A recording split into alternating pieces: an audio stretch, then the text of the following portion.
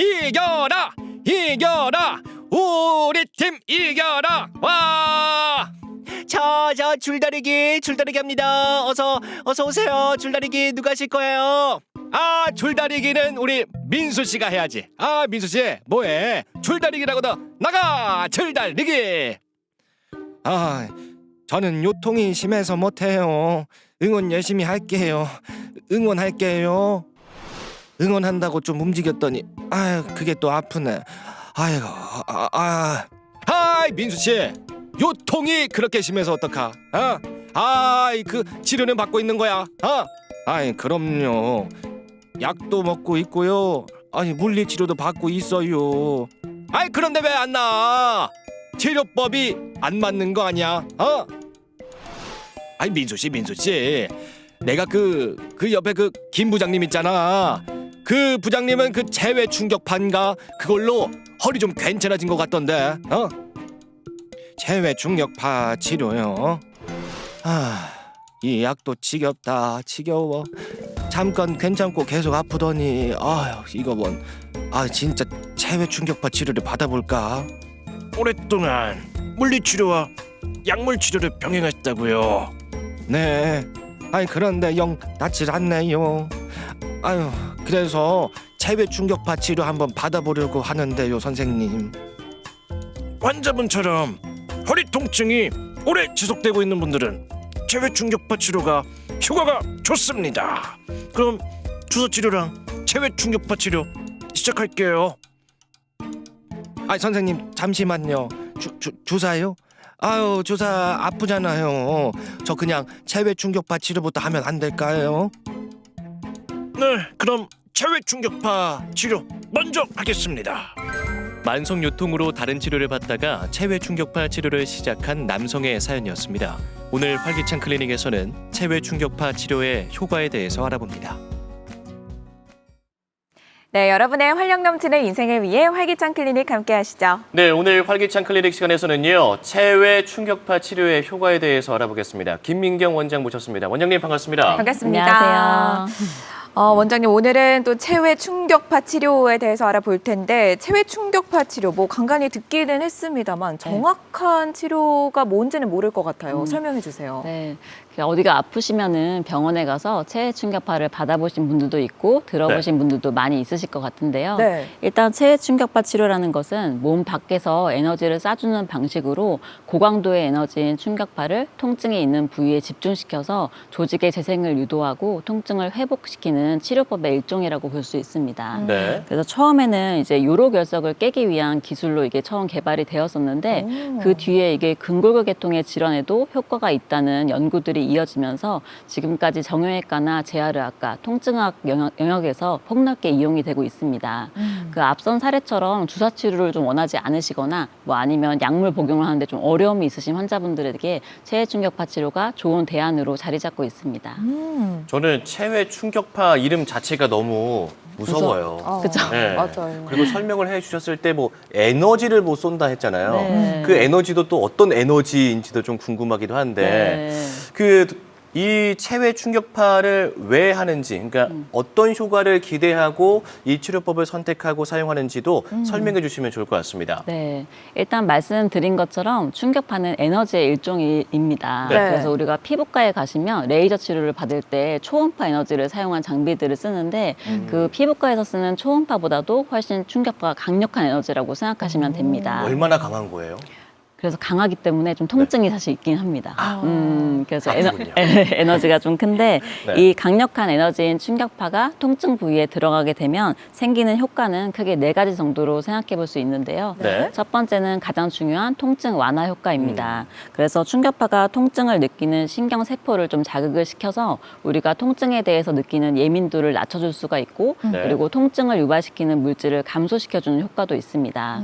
그리고 이 부위의 조직에 충격파를 쏘게 되면은 그 주변의 혈류량이 증가를 하게 되는데 그렇게 혈류량이 증가하게 되면 결과적으로 조직이 재생되거나 염증을 감소시키는 효과도 있습니다.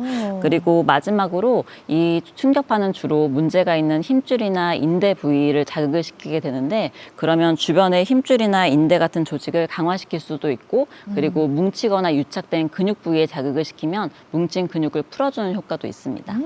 그렇군요. 네. 그렇다면 이 체외 충격파, 뭐 파장을 활용한 것 같긴 한데 이 충격파 치료에도 종류가 좀 따로 있을까요? 네, 일단 충격파는 크게 두 가지로 나눌 수 있습니다. 집중형 충격파와 방사형 충격파 두 가지인데요. 네. 어감에서도 느껴지시겠지만 집중형 충격파의 경우에는 조금 좁은 부위에 집중적으로 충격파를 가해서 치료하는 방법이기 때문에 통증의 부위가 좀 좁고 깊은 부위에 주로 작용을 합니다.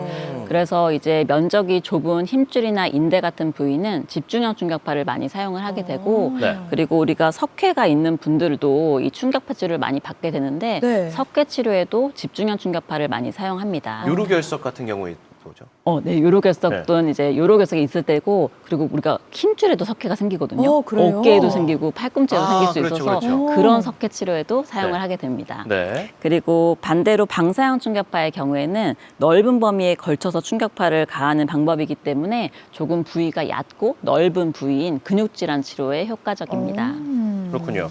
그 아까 사연을 봤을 때 만성 요통을 호소하던 그 사연자가 네. 뭐 물리 치료나 약물 치료를 해도 효과가 없었는데 뭐 체외 충격파 치료를 선택하게 되면 효과가 있을 것이다라는 그 이야기가 나왔었거든요. 네. 체외 충격파 치료에 좀 효과가 있는 그런 질병이 따로 있는 걸까요? 네.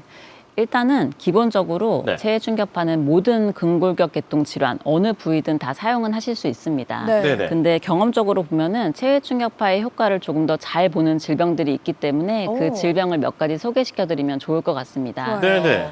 첫 번째는 족저근막염인데 아마 오. 들어보신 적 있으실 거예요. 네네. 저희에서도 또 많이 다뤘어요. 네, 발바닥. 그 발바닥 통증의 대표적인 질환 중에 하나인데 네. 뭐 오래 서 있거나 많이 걷는 분들한테 잘 나타납니다. 네. 이 족저근막염이 있는 환자분들은 아침에 첫 발을 내디딜 때 통증이 심하게 느껴지고 걸을 때 통증이 있는 경우가 많은데 네. 이럴 때 사진처럼 이제 충격파를 근막 부위에 가하게 되면은 이제 통증이 완화되는 효과가 아주 크게 나타납니다. 그리고 두 번째로 그 테니스 엘보나 골프 엘보 같은 팔꿈치 질환에도 충격파가 많이 쓰이는데요. 오. 이런 질병의 경우에는 테니스나 골프처럼 팔을 많이 쓰는 운동을 하시거나 뭐 네. 일할 때 팔을 많이 쓰시는 분들한테 생기는 팔꿈치 힘줄 염증입니다. 네. 그래서 문제가 있는 팔꿈치 힘줄 염증에 저 그림처럼 충격파 치료를 가하게 되면은 염증이 개선되고 통증이 많이 완화될 수가 있습니다. 신기하다. 그리고 마지막으로는 석회성 건염인데요. 우리 몸에 아까 말씀드린 것처럼 어느 부위, 어느 힘줄이든 석회라는 물질이 생길 수가 있습니다. 네. 근데 그 중에서도 어깨에 생기는 석회가 가장 흔하게 나타나는데요. 아. 엑스레이의 왼쪽 사진 보시면 저렇게 엑스레이 사이에 노란색 화살표로 하얗게 석회가 있는 걸 보실 수 있습니다. 왼쪽이요. 네, 이런 환자분들은 이제 어깨 통증을 굉장히 크게 느끼시는데 이런 분들의 경우 충격파 치료를 몇 번 받고 나면은 오른쪽처럼 석회가 크기가 많이 사라지거나 뭐 음영이 흐려지는 것을 볼 수 있습니다. 그렇네요. 그래서 이제 수술로 뭐 석회를 제거하는 것처럼 완전히 없어지지는 않겠지만 그래도 충격파 치료를 통해서 크기를 줄이거나 통증 완화에 매우 효과적입니다. 그리고 그 외에도 아킬레스 힘줄염이나 아니면 무릎에 생기는 슬개 건염 아니면은 뭐 앞선 사례처럼 허리 쪽의 통증, 목의 근육 통증 등에도 다양하게 체외 충격파가 사용되고 있습니다. 네. 대부분 부위에 다 거의 적용을 할 수 있네요, 정말. 네. 그럼 뭐 얼굴 같은 경우에도 사용할 수도 있는 겁니까? 사실 얼굴은 피부가 얇은 조직의 경우에는 통증을 더 크게 느끼시는 경우가 많아가지고 네. 사실 얼굴은 그렇게 많이 추천드리진 않습니다. 아, 그렇군요. 네. 얼굴보다는 이 몸 부위에 네. 사용하는 네네. 거. 저는 실제로 이 체외 충격파를 받아본 경험이 있거든요. 이 네. 목 근육의 통증에도 사용이 된다라는 네. 이야기가 있는데 네. 학창 시절에 왜 이 받았어요? 오래 앉아 있고 공부 너무 열심히 하셨군요. 아 맞아요. 공부를 너무 열심히 해가지고 아하. 어깨와 목에 뭉치셔서. 통증이 있어서 네. 네, 한번 받아봤는데 네. 사실 좀 많이 아팠어요. 네. 이 통증의 강도가 좀 궁금하네요. 어떤 분들은 막 그 받으실 때 막 살려주세요 막 하시는 분들도 많으시대요. 진짜 아프긴 했어요. 네, 사실 통증이 조금 있는 치료이긴 합니다. 네. 근데 그래도 시술 자체가 굉장히 또 간단하고 시간은 매우 짧은 편인데요. 환자분은 이제 앉거나 누운 상태에서 치료 부위를 노출을 시키고 충격파 기계를 이용해서 한 5분 정도 자극을 주게 됩니다. 네. 말씀드린 것처럼 치료 도중에 이제 자극이 조금 있을 수 있어서 약간 뻐근하거나 뭐 따끔한 느낌이 다 드실 수는 있는데 개인마다 통증이 느끼는 차이가 있기 때문에 대부분은 견딜 수 있는 수준이긴 하십니다. 그래서 저희가 강도가 조절이 가능한 기계를 또 사용하기 때문에 네. 통증이 심하시면 즉시 조절을 할 수가 있고 네. 그리고 처음부터 너무 센 강도는 사용하지 않고 점차적으로 높이기 때문에 뭐 너무 걱정하실 필요는 없습니다. 아. 그래서 환자분들이 대부분 충격파 치료가 이제 아프다는 인식이 있으니까 처음에 맞아요. 긴장을 많이 하시긴 한데 네. 막상 받고 나면 그래도 의외로 할만하다는 반응들이 더 많긴 합니다. 이거는 뭐 이제 사람마다 다르다는 네. 거. 네. 그러면 5분에서 15분이면 굉장히 좀 짧은 시간에 네. 그 치료를 하는 것 같은데 그 딱 한 번만 하면 끝이 나는 겁니까? 아니면 몇 번을 더 받아야 돼요? 네, 그래서 충격파는 네. 자극이 있는 치료이다 보니까 뭐 매일 하실 필요는 당연히 없고 너무 네. 아프시니까 일주일에 한두 번 정도를 제일 많이 권장드립니다.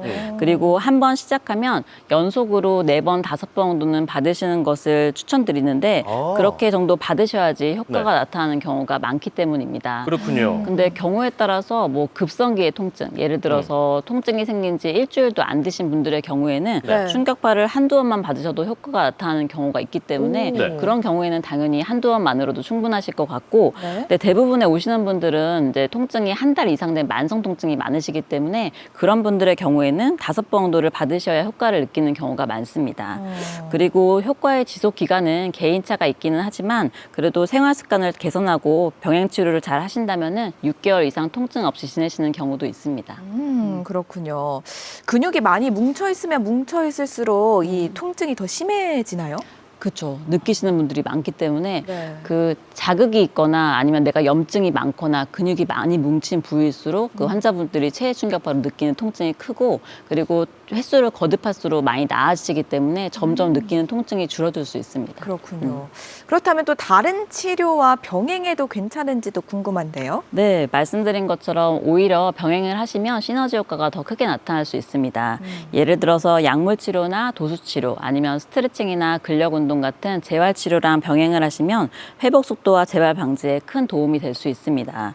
그 또한 충격파 치료는 회복에만 집중하지 않고 통증 자체를 조절하면서 기능 회복까지도 유도하는 치료이기 때문에 단독 치료보다는 통합적인 접근이 좋을 것 같습니다. 네, 알겠습니다.